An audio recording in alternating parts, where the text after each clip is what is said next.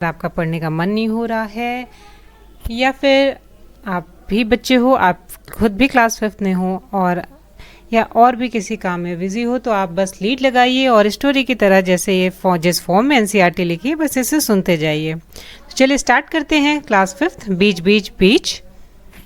गोपाल की मौसी का परिवार छुट्टियां बिताने अगले दिन घर आने वाला था।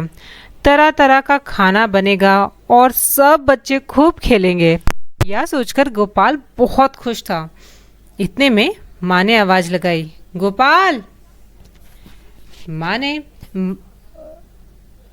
रात में 2 कटोरी चने याद से भिगो देना। माँ को बुआ के घर जाना था और वे सुबह लौटने वाली थी। गोपाल ने रात के में चने भिगोते हुए सोचा, माँ ने तो बस 2 कटोरी ही चने कहा, वह भी 8 लोगों के लिए। ये तो बहुत कम पड़ जाएगा। इसलिए उसने 4 कटोरी चने भिगो दिए। सुबह माँ वापस आई तो गोपाल ने गोपाल को बुलाया और कहा, इतने सारे चने क्यों भिगो दिए? देखो, ये तो बर्तन से बाहर आ गए। गोपाल सोच में पड़ गया, ये कैसे हुआ?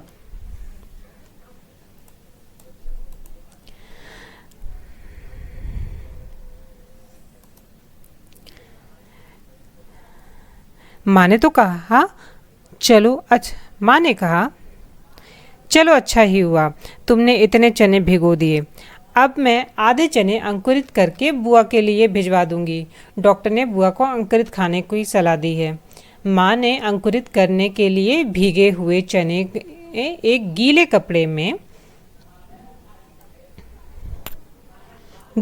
में लपेट कर टांग दिए। चर्चा करो, तुम्हारे घर में कौन कौन सी चीज़ें खाना बनाने से पहले भिगोई जाती है और क्यों? तुम्हारे घर में कौन कौन सी चीज़ें अंकुरित करके खाई जाती है? उन्हें अंकुरित कैसे किया जाता है? कितना कितना समय लगता है? क्या तुम्हें या तुम्हारे आसपास किसी डॉक्टर अंकुरित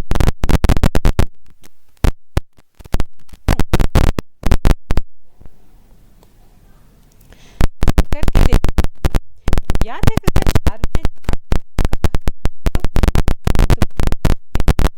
किए थे। आओ एक और प्रयोग करके देखें। चने के कुछ दाने और 3 कटोरियाँ लो। पहली कटोरी में चने के 4-5 दाने लो और कटोरी में पानी से पूरा भर दो। दूसरी कटोरी में भी उतना ही चने भीगी हुई रुई या कपड़े में लपेट कर रख दो। ध्यान रहे कपड़ा या रुई सूखने ना पाए। तीसरी कटोरी में केवल चने ही रखो। तीनों कटोरियों को ढक दो। 2 दिन बाद देखो और लिखो, तीनों कटोरियों में चनों में क्या बदलाव दिखाई दे। ये चार्ट दिया हुआ है। चार्ट पे आप पहली कटोरी, दूसरी कटोरी, तीसरी कटोरी के बारे में क्या क्या चीज़ें मेंशन कर सकते हैं। क्या बीजों को हवा मिल रही है? पहले में नहीं, क्योंकि इसमें पूरी तरह से पानी भरा हुआ है। कटोरी 2 में हाँ, उसे हवा मिल रही क्योंकि कपड़े में बंधा हुआ है। और तीसरे में हाँ, क्योंकि वो खुला हुआ है। क्या बीज को पानी मिल रहा है? इसमें आपको आगे भरना है। हाँ, पहले वाले में तो मिल रहा है, दूसरे में भी मिल रहा है क्योंकि उसे गीला ही रहने देना, और तीसरे में हमने पानी नहीं मिलाया था। बीजों में क्या बदलाव आया? तो पहली कटोरी के बीज फूल जाएंगे, दूसरी कटोरी के बीज अंकुरित हो जाएंगे। यानी इसमें वाइट से छोटे छोटे वाइट कलर के आपको स्ट्रक्चर्स दिखेंगे, जिसे अंकुरित चने कहते हैं। इसे आपने स्प्राउट भी सुना होगा। और तीसरी कटोरी में वो वैसे का वैसा ही रहता है। क्या बीजों के अंकुरण हुआ? पहले में बिल्कुल नहीं, क्योंकि पानी में भीगे हुए थे। दूसरे में हाँ, और तीसरे में नहीं। बताओ और लिखो, किस कटोरी के बीज में अंकुरण हुआ? इस कटोरी और बाकी कटोरियों के बीजों में क्या अंतर है? गोपाल की माँ ने भिगोए हुए चने अंकुरित करने के लिए गीले कपड़े में क्यों बांधे? प्रयोग करते समय कमरे में हवा का क्या तापमान है और उसमें नमी कितनी है, इससे भी अंकुरण होने के समय में अंतर आ सकता है।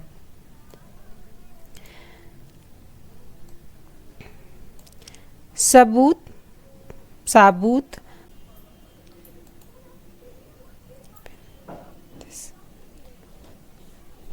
चलिए शिकारी पौधे के बारे में जानते हैं। जानना चाहते हो कैसा होता है? तो देखते हैं। कुछ ऐसे पौधे भी होते हैं जो चूहों, मेढकों, कीड़े मकोड़ों और कुछ जीवों का शिकार करते हैं। इनमें नेपेंथिस सबसे ज़्यादा मशहूर है। यह ऑस्ट्रेलिया, इंडोनेशिया और भारत के मेघालय राज्य में पाया जाता है। तो कहाँ पर? ऑस्ट्रेलिया, इंडोनेशिया और भारत और मेघालय राज्य में पाया जाता है। इसका आकार लंबे घड़े जैसा होता है जिसके ऊपर पत्ती का ढक्कन लगा होता है। घड़े में खास खुशबू निकलती है जिसकी वजह से कीड़े मकोड़े खींचे आते हैं। पौधों के ऊपर पहुंचते ही कीड़े अंदर फंस जाते हैं और बाहर नहीं निकल पाते। देखो, ये पौधे भी शिकार करते हैं और वह भी कितनी चतुराई से।